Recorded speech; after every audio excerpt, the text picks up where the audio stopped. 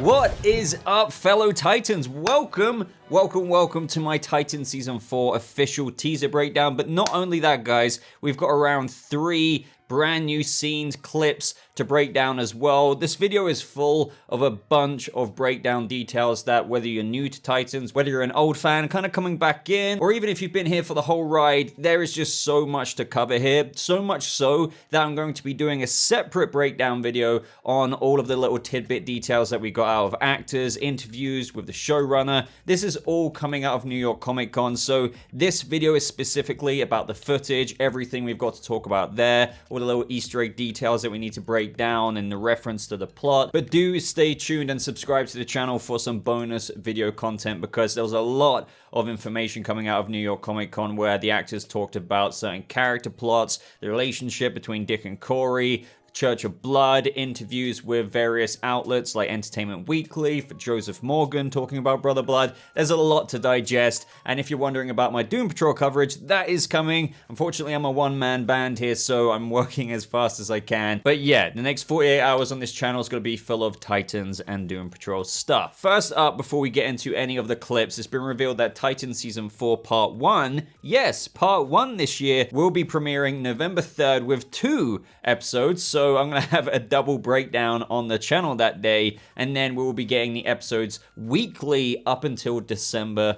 1st, and then the second part of Season 4 will be premiering sometime in 2023. So yeah, 6 episodes up to December 1st, then we have to wait a little bit, but I'm not gonna lie, as much as I just want the whole season as we've had it in previous seasons, kind of looking forward to doing some tidying over content on the channel over the Christmas period, in where we're gonna have 6 episodes out by that point, and we'll be doing some theory crafting, Q&A breakdowns, speculation involving your guys' comments in those videos. So don't worry, we're still going to be covering Titans here whilst we're in the break. But as for the final 6 episodes, because don't forget this season is 12 episodes instead of 13, I'm guessing that it could be like February-ish. I think this could be down to a couple of reasons. There was quite a few breaks in shooting. They might have had a couple of weeks off at a couple of points, and I think they've still got quite a bit of VFX work to do on the back half of the season. But at the same time as well, this only kind of spreads more content out on HBO Max over the end of the 2022 period going into 2023. It's the same for Doom Patrol. They're split into 2 halves of a season, so it could be something to do with that as well. But let's get into the first official teaser for Titans. Now, this is the more ambiguous, very horror-esque trailer for that of which pits up the main villains of Season 4, the Church of Blood, and then we're going to get into the actual clips, the fight scenes, the Lex Luthor Superboy scene and whatnot. What I really enjoyed about this is, even though it's not that of a sizzle reel-esque trailer, and we've got some details on the more kind of traditional trailer that I'll get into in just a minute, but this one, as I just said, is very dark, very horror-y, and that's what this season is delving into. Don't get me wrong, it's going to be light-hearted Titan stuff that fans have been craving for, well, since Season 1 really,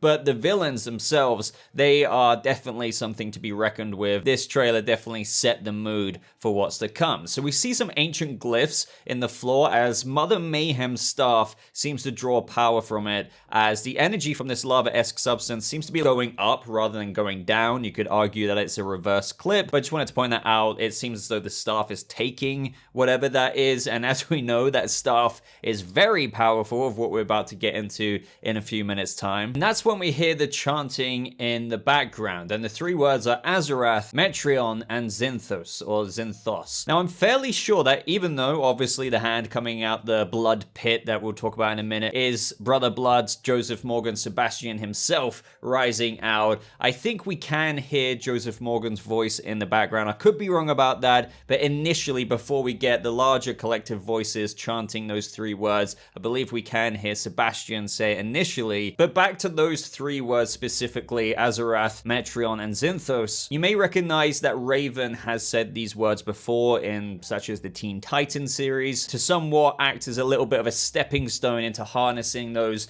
extra level of darker, powerful abilities. It's more or less described as calling on the power of Azarath. Now, as I always say, adaptations aren't copy and paste. We've never seen Raven in the series so far, like in Teen Titans, say Azarath, Metreon, or Zinthos, but it could be the case that in the Church of Blood, that these are just very ritualistic words that they need to say to perhaps harness the power that they're obviously using, like, because they're equipped with a lot of magic this season. As we know, Sebastian goes from a little bit of a role of, working a dead-end job, perhaps in Star Labs, to then becoming and ascending. He will rise into Brother Blood. So I think that in this particular scene, or should I say official teaser, as we see that hand coming out of the blood pit, those words again and again, just like how Raven uses to call on the extra level of powers that she can equip, maybe it's being used to he will rise, ascend Brother Blood to a little bit more of a power level. I mean, obviously that's quite a basic observation there, but we're ultimately going to have to wait and see. But it's cool that they're using those 3 words in the chant. Now, as for what these words exactly mean, now, unlike the last 2, I don't know so much about, but do let me know down in the comments below if you have any other insight. But Azarath is the other dimension of where Raven was born. Now, I'm sure a lot of you know this, but Raven's mother, Angela, was taken there after she got pregnant with Trigon. Trigon is a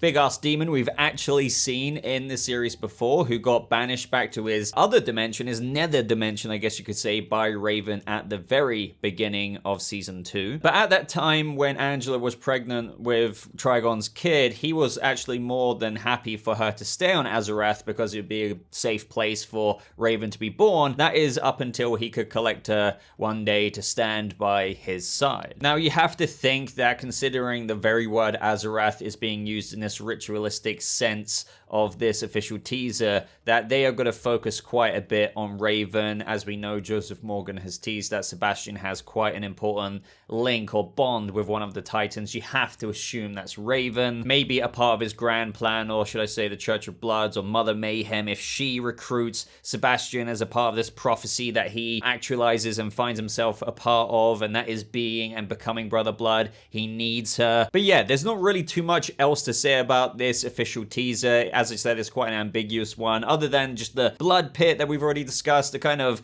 ritual-looking, creepy-esque cult room. I'm sure that's like one of the base of operations for the Church of Blood, the very heart of it possibly, where Brother Blood bathes in the blood of his enemies, or at least that's kind of what the blood pit is for in the source material. So in this adaptation, as I say, copy and paste, not so much, but they could adapt quite a bit of it where Mother Mayhem, or maybe there's sacrifices to help the rise of Brother Blood. That is why he's rising out of this pit of blood, and that blood would have had to have come from somewhere. So perhaps they are adapting the fact that bathing in the blood gives him enhanced strength and power. Now, as I teased a few minutes ago, with regards to an actual official trailer, the ones that are more of a sizzle reel, explain a little bit of a narrative. They'll probably show the Titans going to Metropolis initially to start labs, and they'll show Sebastian in his early form, and then probably teasing the darker storyline of how he falls in with Mother Mayhem. That is actually coming sooner than you think, sooner than what I thought. I mean, I know this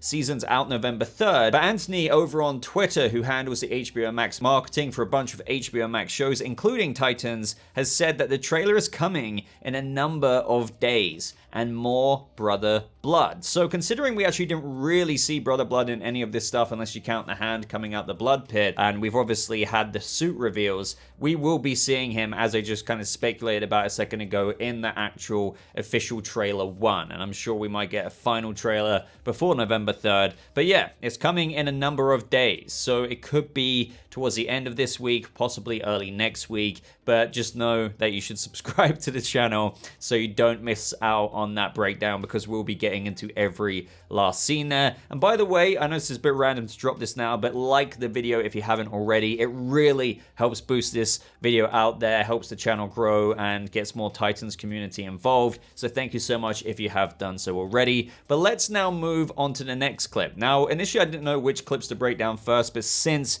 we are going along with the official teaser with the Church of Blood there, we may as well now go into the Mother Mayhem versus the Titans scene. The key thing about this scene is mainly the Titans getting their asses handed to them by Mother Mayhem and this staff. Now, before we resume with the breakdown, let's talk a little bit more about that stuff. At New York Comic Con, Titans had this really cool setup, a Star Labs booth or setup there with multiple display cases showing various props from Season 4's filming, and a couple of them are very significant to Superboy, Superman, and Lex Luthor, of which we'll be talking about in that clip breakdown. But here, we can actually see some designs for Mother Mayhem's staff, or at least the concepts of it. And a big shout out to DC on HBO Max podcast. I'll leave their link down in the description below. They took some of these photos, as well as Olivia Singh. They both allowed me to use these photos in the video, so shout out to them for taking these in such high quality so we can get a good look at what we're working with here. Now, in this photo here of Mother Mayhem's staff concepts, you can see the details that the staff is first seen in DC Titans Season 4 Episode 2, and that originally Mother Mayhem's staff mirrored elements of the Temple of Azarath, but then pivoted to more properly reflect the backstory of Mother Mayhem by incorporating an older aged brass with the magical gem and the large blades on the side. The staff leaves an impression that it came from another time. Now, I could get into theory and speculation forever about that, but right from the top of my head, they were initially going for something in the design that mirrored more Azarath elements, if you will. Again, Azarath being the place or dimension and home of where Raven was born, insinuating that this staff could have come from there. But then they pivoted, as they said, to properly reflect the backstory of Mother Mayhem by incorporating an older aged brass material, leaving the impression that it came from another time. So I'm wondering if this means that Mother Mayhem is a lot older than what she looks. So again, this stuff being from another time, instead of her just inheriting this, maybe with her magic, she's actually been sustaining herself for centuries potentially, but can't be sure about that. It is still possible that it is an artifact from Azarath that has somehow landed its way here, which is why it's so powerful. So the Mother Mayhem scene, it seems as though the Titans, whilst they're on their bus on the road, come across Mother Mayhem, and Mother Mayhem is more or less standing there doing the whole Neo thing, like, come on, bring it on. I'm wondering if she's caused a bit of mayhem, no pun intended there actually, because some of the cars are pulled over. I wonder if she's just, I don't know, maybe she was looking for Raven, maybe she was trying to take her. And so initially we see Superboy very impulsively rush in and get completely and utterly blasted. This was pretty awesome. I love how he just went through multiple different layers and then got whipped right back on the screen of that car. I also love how it kind of burns the crest of Superman, if you will, into his chest, and he's just trying to pat it off. If you're wondering about why Superboy got so wrecked initially, because I'm seeing quite a few people ask this on social media, that's because Kryptonians such as Superboy, or he's half Kryptonian, Superman, are very vulnerable to magic. Like, it is one of their weaknesses. This honestly is absolutely fine, makes sense. Superboy's rushing in, gets blasted by the staff. It would canonically and accurately do this to him. And if you're wondering as well about why all these Titans in this scene got their asses handed to them, it's been said in the behind the scenes that they get their asses kicked deliberately at the beginning of the season to show exactly more or less what they're up against. They then would proceed to look into, like, okay, who the hell was that? What are we dealing with?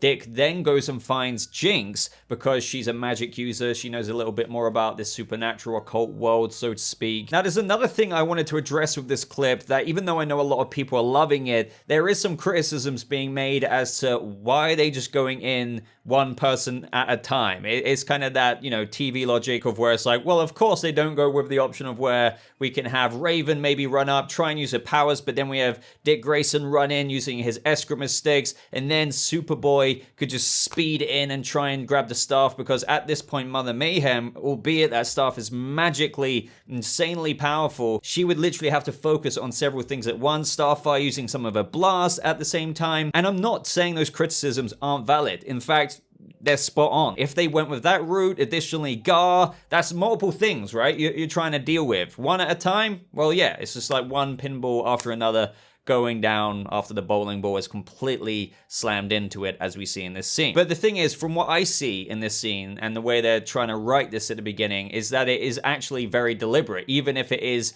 a very big flaw in what the Titans did here going up against Mother Mayhem. I'm not trying to make excuses here, because I actually agree this was a very flawed execution from the Titans taking on an enemy. But with the context of where we're at with the Titans, what we have to remember, number one, is that they're still not a perfect team here. As Brenton Thwaites got into in some of the interviews, and again, I'm going to be expanding on this and more in another video, he says, you know, after the Titans are back together after season 3, they're feeling fresh, you know, they stopped, you know, Red Hood in Gotham, they saved Gotham, and they're ready to take on what comes next. But just because they're in like a little bit of a happy-go-lucky mood, and they're a team unlike we've ever seen them before, this is still more or less right after season 3. And this is precisely my point. Just because they're in team mode now, feeling good, doesn't mean they're a practiced superhero team. So again, yeah, I completely agree with those who are critiquing this. The Titans made a big mistake here. Superboy goes first, Raven goes next,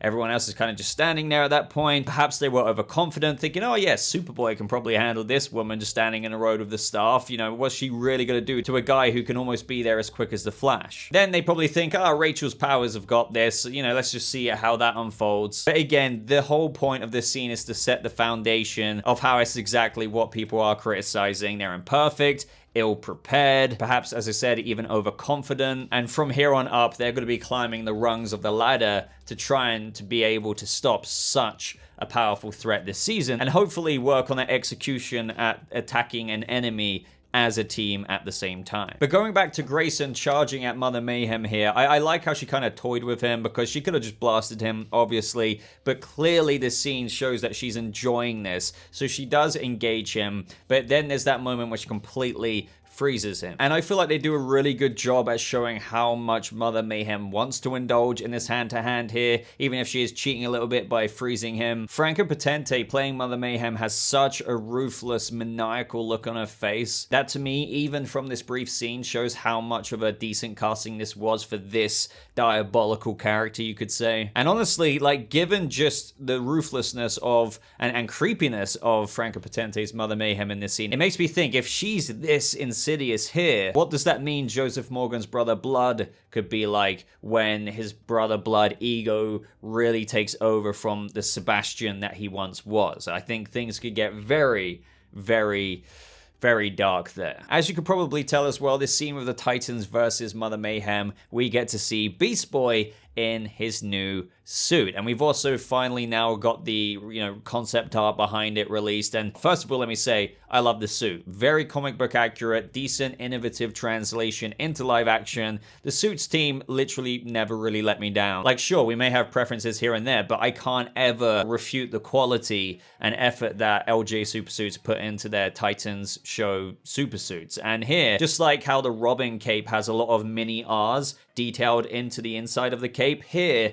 on the red, there's actually tons and tons of little paw prints, so I really appreciate that. And overall, I love this design. What does this mean for transformation? Does it utilize transformation? Does he transform in the freaking suit? So let's just say he transformed into a nice retriever dog. Is he gonna have the little suit on the in dog form? I mean, that really obviously seems kind of unlikely, but let me know any ideas you have there. What do you think of this suit in general? Again, I think it looks badass, and I'm just happy that Ryan Potter finally has, and his character has, a bit more of comic book accuracy and attention given to him finally this season. And what they've said behind the scenes, as I said, just to plug it again, we'll be doing another video getting into what he said about his character, but getting a lot more attention this season to Beastboy / Gar Logan. And then lastly, thanks to Mama Starfire protecting her cubs in the Titans, so to speak, she somewhat gets her powers out to engage in this little Harry Potter Wonderlot with Mother Mayhem. And what this really relays to me is,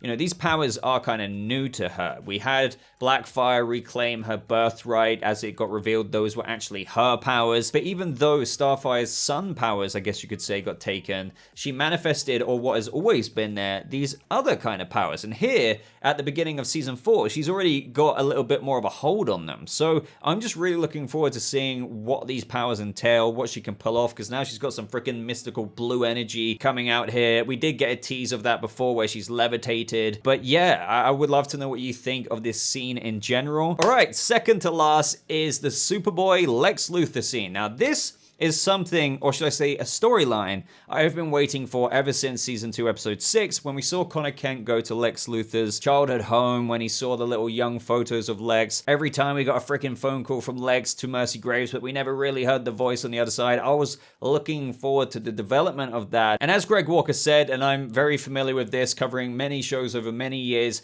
getting kind of the larger popular characters is, as I think Greg described it, a bit of like a courtroom dance. You know, it's hard to do. They don't always want to give it to you. You kind of have to talk them into it. Even then, with shows like Gotham, they couldn't really use the full name of the Joker, but they could kind of get away with doing something else. Like, you see what I mean? So Lex Luthor has been something they've been trying to do for a long time, and finally this season, we are getting Lex Luthor played by Titus Welliver. So initially, we can see that the Titans are heading out of Metropolis. I believe this is after they've already been Star Labs, obviously. Guard's got his suit there. Superboy has a little bit of a story there as well, of which we're about to get into. We have Tim Drake get his bow staff, of which this scene is all about, because he's asking Superboy to take photos of him with his bow staff that Bernard gave him, which is also hinting at a little bit of a relationship there, especially from Raven being like, oh, you know, that guy, okay. Also, how could I not mention the Daily Planet and the cityscape in the background there? Really can't wait to see some more shots like that when we're actually in Metropolis. Now, right before Tim Drake asks Connor to take some pictures of him with the bow staff and everything starts to kick off with Lex, we see Connor kind of zoning out. I think this could be a result of him being slightly disappointed that he didn't get to meet one half of his father because of the 50-50 DNA with Superman and Lex Luthor. More on that in just a second. But that's when this kind of EMP-esque thing happens and Tim's phone just dies. The whole bus's dashboard starts going on the fritz. And that's because Lex Luthor is sending a message to Connor, which is initially quite painful for him. This is likely over a signal, or should I say a frequency, that only Kryptonians can hear. And I bet your ass that Lex Luthor has used this before trying to communicate with Superman whenever the heck he wants, so he knows that it will likely work for Connor. You can see on his little laptop screen there that he's tracking Connor in the bus. You can even see a DNA sequence in the corner, so it makes me think, can he track him because he created him? Is there something in him that he doesn't even know about? This is where Lex says to Connor that he knows this might be a bit much, but how else was he going to contact him? I'd like to meet in person. Come to LexCorp Tower tonight at 8 p.m. I'll expect to see you then. Now already, I love the demeanor of Titus Welliver's Lex. I know that seems quite of a reach to say, as I've only seen like a split second of him whenever the screen cut to him in this scene, but you can tell just from his face, his demeanor isn't what I would go as far as saying dead-eyed or anything like that, but he seems to cast a very imposing gaze. He seems very sure of himself. The way he carries himself, it comes across commanding and calculated, the type to not spend any more words than exactly what he needs to say. So I'm definitely looking forward to see more of him. This is the kind of energy I want to see from Lex, a very intimidating one. Now, Superboy Connor, after seeing this message, says, you know, we need to head back to Metropolis. You can bet your ass that Superboy will be going to that meeting at 8 p.m. But there's also possibly a reason that might spur him on in the behind the scenes as to why possibly Connor might even bond with Lex Luthor, or might be a bit more receptive despite getting all of these warnings in season 2 about Lex, and likely from the Titans that this guy is bad. I mean, for crying out loud, last season, don't forget, he tried to sell you off to all those bidders as a part of that whole Cadmus thing. Here's what we can make for you, like, buy my Superboy. Why would he communicate with him after that? Well, there is also the intrigue of, hey, I kind of want to know, why am I here? You know, I don't particularly like you, but at least I can get some answers from you. But there is something else of what I teased a second ago with those behind the scenes, and that is because with those photos from New York City Comic Con and those Titans booths, in one of those display cases is indeed Clark Kent's glasses and a letter to Superboy from Superman. This letter says to Connor that I'm sorry I couldn't be there to meet you today, but when I get back, I would very much so like to see you and finally get to know you. Until then, please follow Bernard. He has something to show you. It's what we do, and then it's signed with a big S. What I'm trying to get to the bottom line of here is that Clark, Superman, couldn't show up for Connor, likely due to frickin' saving the world, as he says, you know, when I get back, so he's clearly gone somewhere. But hey, the other 50% side of me, albeit the more evil side, is willing to meet me. You know, there could be a little bit of subconscious aspects to what he experiences at Star Labs, and I believe, given the Star Labs logo on this letter, that Connor gets that there, and thus in this bus journey, he's just kind of a bit zoned out, a bit bummed maybe that he didn't get to meet the Superman, of which is technically his dad. But another thing that I'm intrigued with is, what does Bernard have to show to Connor? In that, as Superman says in the letter, he has something to show you. It's what we do. Could he be giving him a pair of freaking glasses, like the Clark Kent glasses? You know, so like, blend in, my boy. This is what I do. I mean, obviously I'm joking there. I mean, who knows?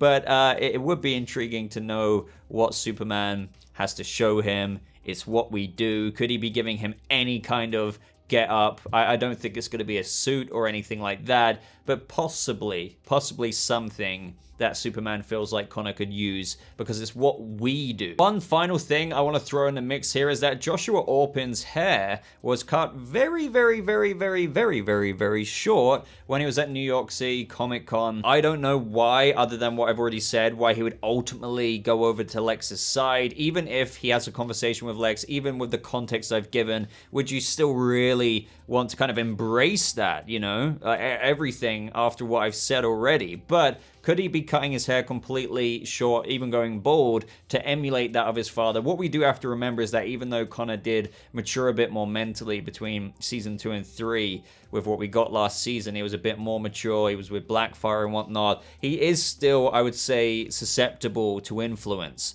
And what bigger influence do you have other than your own freaking father? Even if you know certain things bad about him, you are still made up of 50% of him. You know, that temper that he has and other aspects. So I do believe that throughout the seasons, possibly, that he could be, I don't know what larger thing this would attribute to, but one of the results could be that Connor is shaving all of his hair off. Yes, of course, Joshua Orpin could have just chosen to do that, but I actually doubt it. I actually think that this could be Lex getting his claws into Connor a bit more than what we initially thought. That's not me saying he's going to go full out villainous or anything like that, but a conflict, an internal conflict, is to be expected. Alright, so lastly for this video is that very quick little teaser clip that the DC Titans Twitter page showed of Nightwing versus ninjas. And we see that Tim Drake's in the background, but he's just kind of like skirting his way along with his bow staff. I don't blame him, by the way, like ninjas throwing out those freaking throwing stars and whatnot. I don't think Tim is equipped for that just yet. And those thinking about his Robin suit, saying, why hasn't he got a suit yet? Don't forget that this season is a journey for each of the characters, more so than we've ever had before. Each character is getting their due storyline that I think everyone's wanted to see in every season, like the allotted time. We've got fewer characters this season, and Tim Drake will, I bet your ass,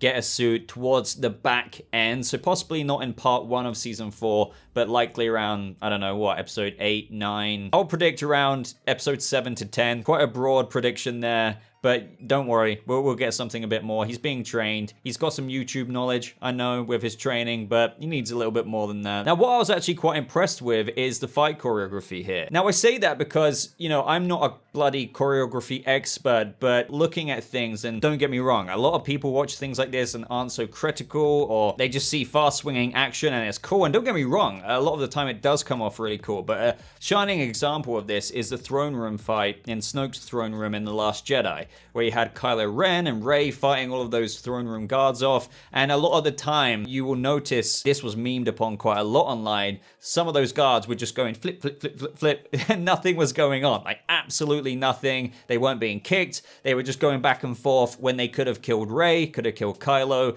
And that's not nitpicky. You can always argue that that can be improved in production. Like, it's just honest feedback there, honest criticism. Now here, I feel like they did a pretty good job. I didn't really notice many instances of where one of those ninjas were just not really doing anything, which is quite hard to accomplish when you have one person versus 3. Now, with the way Dick Grayson is swinging back and forth here, he might whack someone so that ninja is temporarily kind of disoriented and then gets back into it. But no, it seems that most steps of this fight with Nightwing doing his Nightwing stuff is very well accounted for, so I do want to praise this scene. I mean, I'm sure if I freeze framed it it every second by second, I would notice more issues. But trust me, when you identify this stuff all the time, I would notice it if it was like blatantly obvious. A lot of fight scenes and superhero stuff does suffer from a lot of this, and with this one, even if there's one or two that you notice that I may not have, it's pretty good. It's pretty good. So I'm looking forward to seeing more action scenes like this. As for my theory for what's behind the scene,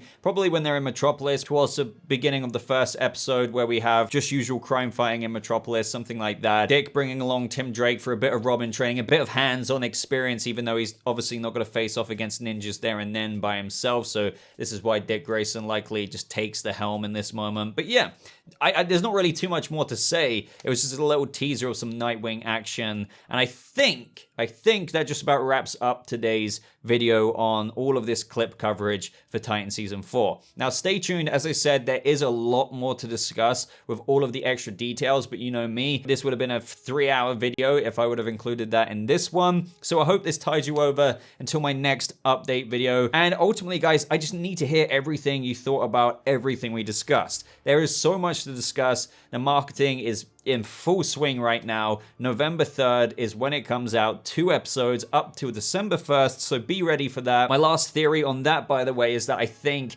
with episode 6, you can probably bet, and let me know if you agree with me here, that it will be a good finish point for us to kind of, you know, speculate and theorize until we get the final 6 episodes over the Christmas period, but over the very fact that it could end on episode 6 with Sebastian Sanger, Joseph Morgan's character, really rising and ascending to Brother Blood form. Like, that's when we finally get the crowning moment, and then the second wave with the final 6 episodes is when that is in full 110% swing, which again, don't get me wrong, would love all 12 episodes at once, I mean weekly kind of thing, but to cap it off there, we'll provide for some really good content and discussion here on the channel until we get it back in January, February, or March, whenever it is in 2023. So like this video if you did enjoy it, everyone. Would really appreciate that. I know I always freaking say it, but it really does help out the videos. Do consider subscribing for any kind of Titans updates. But until next time, everyone, thank you so much for watching. I hope you all have a lovely rest of your day, and I'll see you fellow Titans